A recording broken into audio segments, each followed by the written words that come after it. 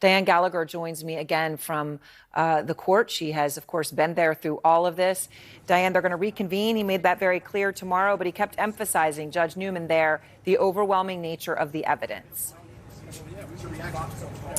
Yeah, and look, that was something that was emphasized in the closing arguments of the prosecution, acknowledging from the very start that this is a case based on circumstantial evidence, but based on a lot of circumstantial evidence. They created an exceptionally detailed timeline using GPS data, cell phone data, the last time a phone was opened, when text messages were received and videos were recorded.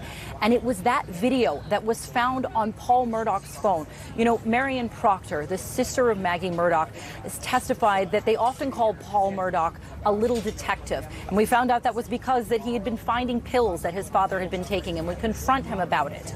But it does look like perhaps that little detective's final case that he may have cracked here was, in fact, that video on his phone that put his father at the crime scene minutes before the state says Paul and Maggie were murdered. And the jury said that Alex Murdaugh is the one who did it.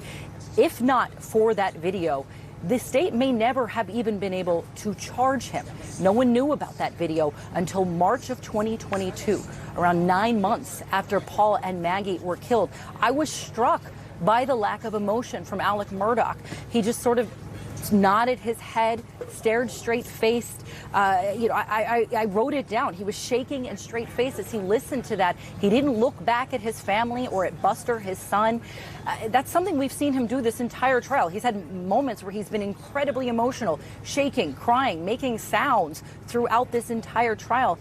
And there was nothing there from him as he was found guilty of killing Maggie and Paul.